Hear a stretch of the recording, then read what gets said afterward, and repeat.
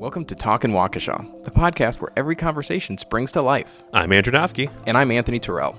And we're your hosts for today's journey into the heart of Waukesha. Whether you're a local or just passing through, join us as we explore the stories, people, and hidden gems that make Waukesha truly special. From community events to personal anecdotes, we're here to bring you the pulse of our vibrant town. So grab your favorite beverage, sit back, and let's dive into another episode of Talkin' Waukesha, where every conversation springs to life.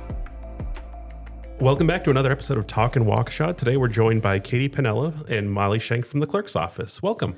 Thank you. It's good to be here. Yeah, thanks so much for having us. So before we start, can you tell us a little bit about yourselves and what you do for the department? We work for the clerk treasurer's office for the city of Waukesha. I'm the city clerk. I was previously with the city as the administrative assistant and the deputy clerk. Mm-hmm. And then I left for a short time and I came back for city clerk. I mean, we're nice to hang out with. So I can't imagine why you wouldn't want to come back. Most definitely. And then I work in the clerk treasurer's office as an administrative assistant, and I have been here since February of 2024. Perfect. So what elections are coming up and what should residents know right now to be prepared to vote? Currently, the city of Waukesha has an election on February 17th for the Aldermanic District 13 only. So it is not a citywide election. The election for District 13 will be held at the same location, the Northview building at 1721 Northview Road. Otherwise, citywide elections coming up would be April 7th, August 11th, and November 3rd. And that February 1 is just a primary election. It's not voting anyone in. It's just getting the list down to 2, correct? Correct. So where can voters find accurate and up-to-date information on what's on their ballot, where to vote, et cetera, as their election days approach? Voters can find all that information on My Vote Wisconsin, which is a statewide database that has all that information for the voters. And if they don't find their information there, they are able to register to vote online, things like that, everything they need to do there? Yep, they can register online. They can track their ballot. They can find out where they vote because polling locations did get condensed late last year. And voting hours, what's on their ballot, all that can be located on My Vote. And I think it's is it My-Vote Wisconsin or is it myvote-wisconsin.gov? It's myvote.wi.gov. .wi. So close. Yeah. It's the city's website. That's I know. It's all the .govs have to be specific. I forgot. Yeah. So if residents need to register to vote or update their voter information, what should they do, and are there deadlines to make those changes? Yeah, so if residents have an updated Wisconsin driver's license or photo ID, they can register at their new address on My Vote Wisconsin. If the deadline has passed to register online, the residents can print their registration form from My Vote Wisconsin and bring it into the clerk's office or to their assigned polling location on election day to register along with their proof of residency. They will need that proof of residency to register. And if they just changed a name for marriage, anything like that, do they just need their ID or do they need a proof of residency as well? They would need to re-register with their new name. Okay. So it would be proof of residency with the new name on it. Perfect. Same process. So elections just don't happen overnight. So we want to give listeners a good sense of the work that happens behind the scenes of a successful election. So how far in advance does election planning begin for upcoming elections? So for 2026 elections, I would say we started preparing July of 2025 for the 2026 election cycle. And that began with the condensing of polling locations, the rollout of badger books, getting scheduling done for those elections, getting contracts signed for the polling locations that we will be utilizing, and just all of that, getting our materials prepped and ready to go. Yeah, there's a lot of moving parts, I imagine, working with local entities, working with the state for stuff. And do you have to work anything at a federal level, or does the state usually cover most of that for you? State usually handles most of it for us. So can you give us a high-level overview of what your office does to run an election from start to finish? All right. Ooh, I can do that. Yeah. So, like I said, there's a lot of moving pieces, I imagine. Most definitely. So prior to each election, there is a lengthy list of things that need to be done. So that all includes posting notices for the upcoming election, planning our special voting deputy visits with the nursing home facilities and scheduling our poll workers to work those visits, contacting the polling locations to make sure the election is on their calendar, coordinating with our public works department for drop-off of our voting equipment the day before the election, planning and preparing for our in-person absentee voting, which is always here at City Hall. Our office also handles the mailing out of absentee ballots by the mandated deadline. We handle daily absentee requests that get mailed out every single day. We prepare and schedule our poll workers for Election Day, all of the training for our poll workers and our chief inspectors, and then we hold a public test for the election equipment. And that is just prior to the election. That sounds like something that should be done in an afternoon, right? Oh, yeah, totally. And then as for Election Day, so our staff will go from location to location to make sure that our chiefs and our poll workers don't have any questions. We answer voter phone calls, answer chief phone calls, delivery of absentee ballots returned to City Hall to the voters' polling location to be processed on Election Day, and just dropping off any extra supplies that might need to be delivered that locations run out of. And then post-Election Day, of course, it is not over on Election Day. We do have to prepare for our local municipal canvass. We return all of our election materials to the Waukesha County Clerk's office. If there's a school board race, we have to make a copy of the materials for the school board canvass, and then we just have to work on closing out the election, and we'll get right into beginning to prepare for the next election. And if someone's not familiar with what a canvass is, what does that kind of entail? So the canvass would have a party balance, so 2 poll workers from the 2 major political parties come in and review the results tapes and what's all the materials to make sure that it's all balanced out. Perfect. Now, if doing all of that is 100%, how far along would you say you guys are currently? For February? Yeah. It's about what? About roughly 2 weeks out at this point. It is. I was just thinking earlier, February in person starts on Tuesday. Yeah, it sneaks came in quick. really quick. Yeah. That is real quick. I would say we're probably about 65% of the way. We're ready. We got all our materials ready to go. Poll workers are scheduled. We got our training scheduled. Yeah, and a lot of it is just day of doing stuff anyways. It is. It is. And it's good that we have a February at Northview because then we can slow roll out Badger books to that location. Yeah. So we're excited. That sounds great. So what are the most common questions or concerns that you hear from voters leading up to elections? I would say one of the biggest questions or concerns we hear are from the absentee voters about not having the ballot returned back to our office. And with that, the absentee voters can track their ballot on My Vote Wisconsin. They can find out when the request was received from our office, the date that we mailed the ballot to them, the date we received the ballot back. The thing that we can't track is when the voter puts the ballot in the mail and it gets to the post office. So that's a little bit tricky. So we encourage voters to vote their ballot, return it back to us as soon as possible if they have concerns about the USPS delivery. So what options do absentee voters have if they, can they drop it off in person or outside of business hours? Are there an option?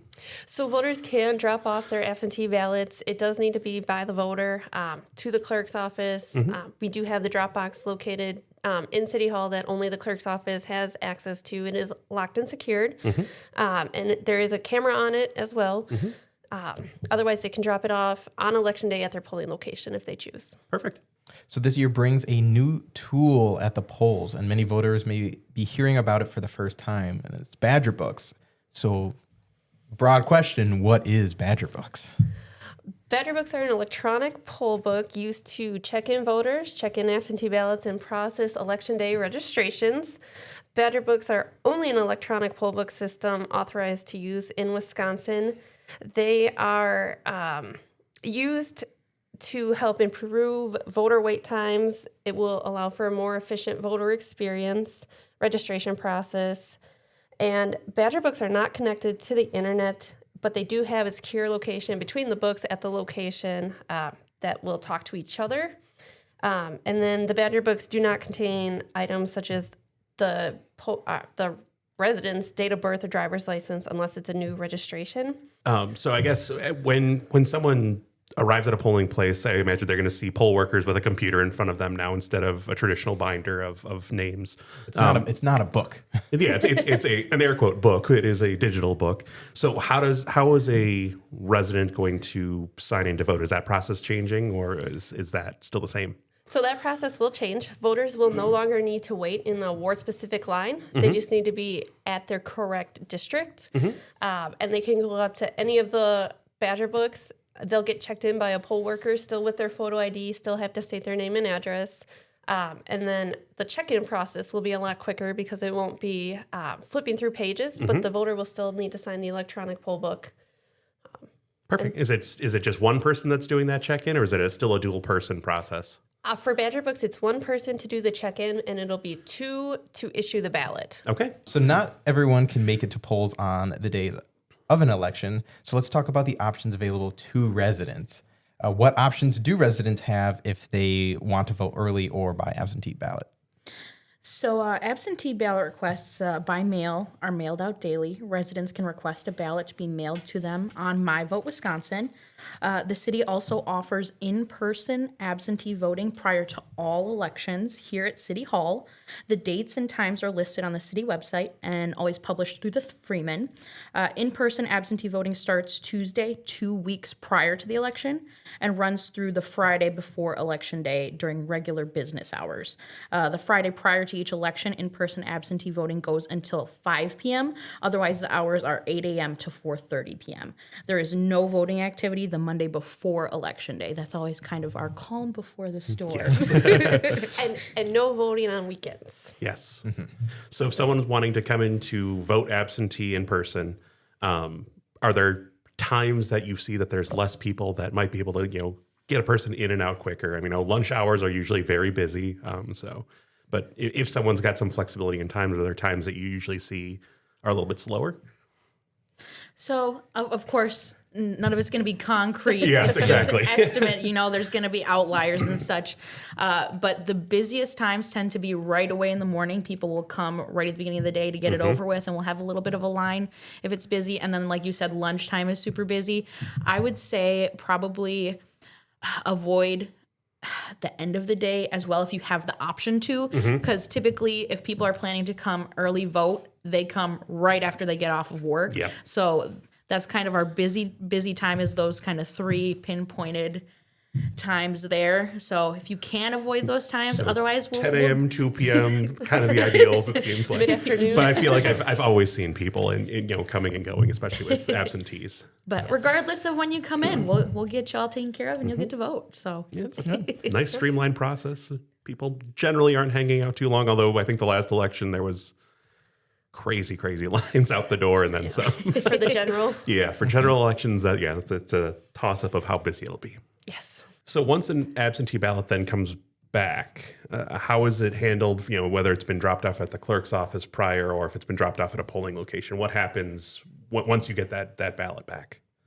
So on each certificate envelope, there is a barcode that is used to scan the ballot and mark that it was returned to the clerk's office.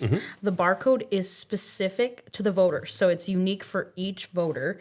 Staff handles all the checks and balances through the system and marking what is physically returned, and ensure that all certificate envelopes have been recorded prior to sending them out on Election Day.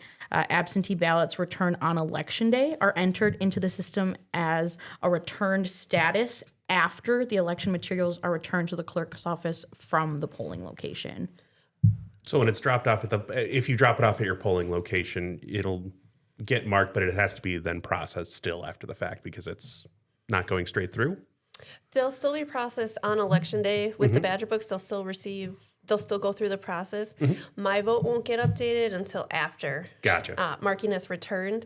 And with the barcode, that'll update my vote that we've received the ballot returned to our office. Or if there was an issue with the certificate envelope, for example, the voter forgot to sign it or a witness did, it would show that the ballot's then being returned to the voter to correct those issues prior to Election Day. And we do our best to communicate, whether it's by phone, email, or just mailing it back, we do our best to communicate with the voter that there was an issue with the certificate envelope, so they're aware. Perfect. All right, so Wisconsin elections are designed to be open and transparent with many ways for the public to participate. How can residents observe the election process or learn more about what goes into it and how it works?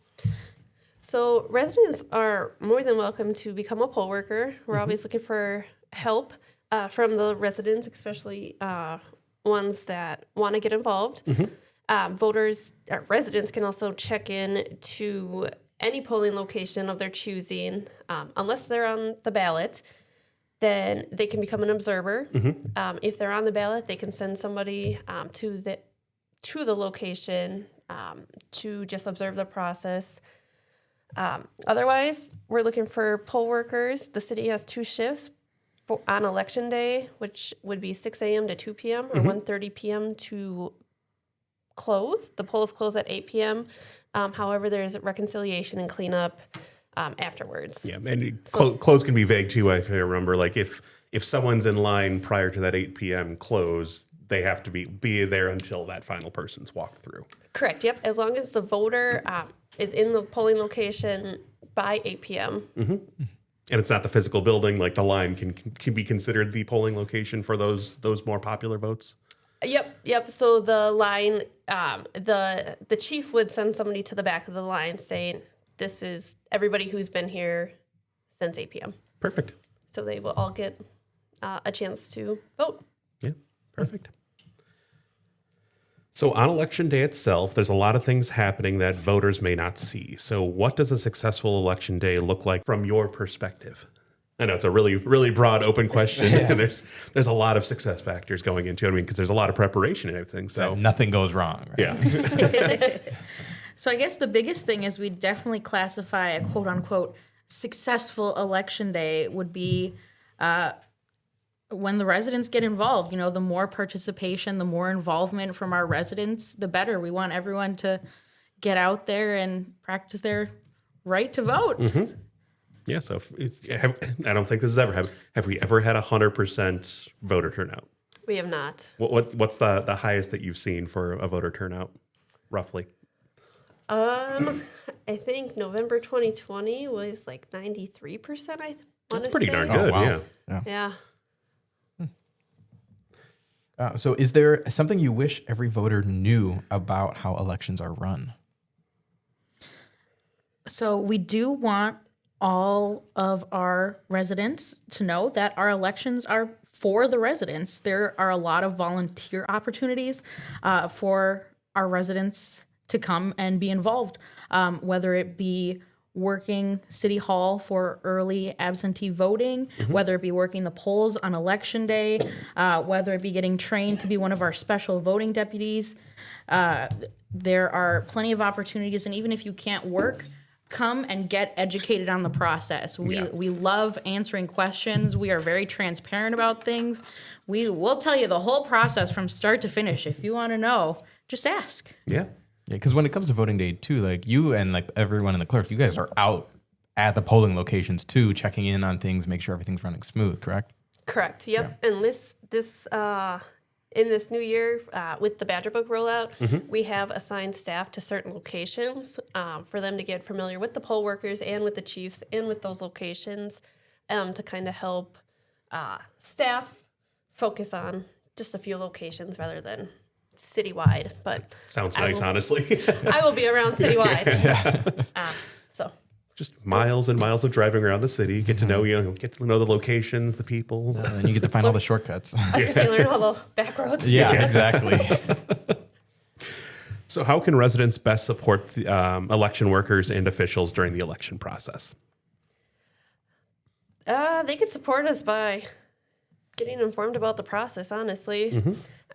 Listening to this podcast. Yes, listening to the podcast. There's a lot of information and a lot of things behind the scenes that voters, aren't aware of what's going on. So just being informed about the full process. We're very fair and transparent with the entire election process. We welcome everybody to come in and observe, see, work for us, or volunteer.